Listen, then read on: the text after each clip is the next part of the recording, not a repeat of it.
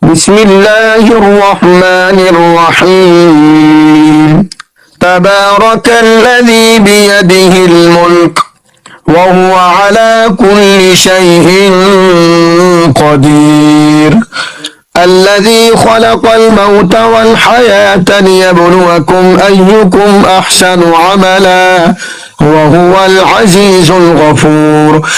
الذي خلق 7 سماوات طباقا ما ترى في خلق الرحمن من تفاوت فارجع البصر هل ترى من فطور ثم ارجع البصر كرتين ينقلب إليك البصر خاسئا وهو حسير ولقد زينا السماء الدنيا بمصابيح وجعلناها رجوما للشياطين وأعتدنا لهم عذاب السعير وللذين كفروا بربهم عذاب جهنم وبئس المصير إذا ألقوا فيها سمعوا لها شهيقا وهي تفور تكاد تميز من الغيظ كلما ألقي فيها فوج سألهم خزنتها ألم يأتكم نذير قالوا بلى قد جاءنا نذير فكذبنا وقلنا ما نزل الله من شيء إن أنتم إلا في ضلال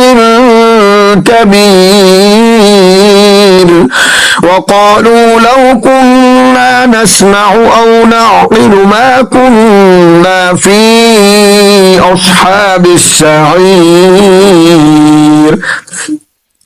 فاعترفوا بذنبهم فسحقا لأصحاب السعير إن الذين يخشون ربهم بالغيب لهم مغفرة وأجر كبير وأسروا قولكم أو اجهروا به إنه عليم بذات الصدور ألا يعلم من خلق وهو اللطيف الخبير هو الذي جعل لكم الأرض ذلولا فامشوا في مناكبها وكلوا من رزقه وإليه النشور أأمنتم من في السماء أن يخسف بكم الأرض فإذا هي تمور أم أمنتم من في السماء أن يرسل عليكم حاصبا فستعلمون كيف نذير ولقد كذب الذين من قبلهم فكيف كان نكير أولم يروا إلى الطير فوقهم صافات ويقبضن ما يمسكهن إلا الرحمن إنه بكل شيء بصير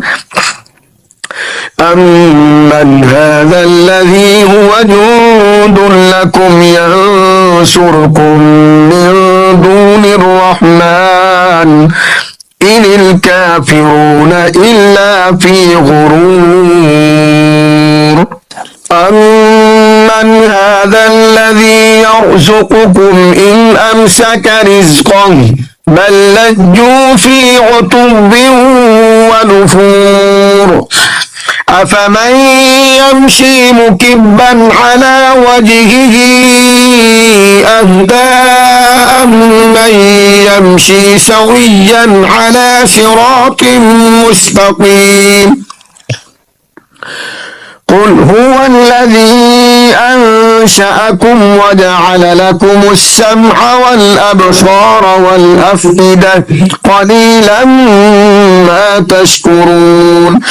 قل هو الذي ذرأكم في الأرض وإليه تحشرون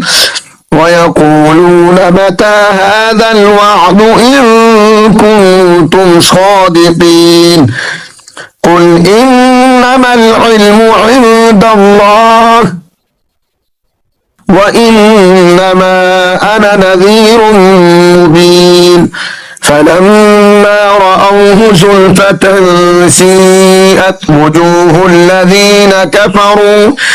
كفروا وقيل هذا الذي كنتم به تدعون قل أرأيتم إن أهلكني الله ومن معي أو رحمنا فمن يجير الكافرين من عذاب أليم قل هو الرحمن آمنا به وعليه توكلنا فستعلمون من هو في ضلال مبين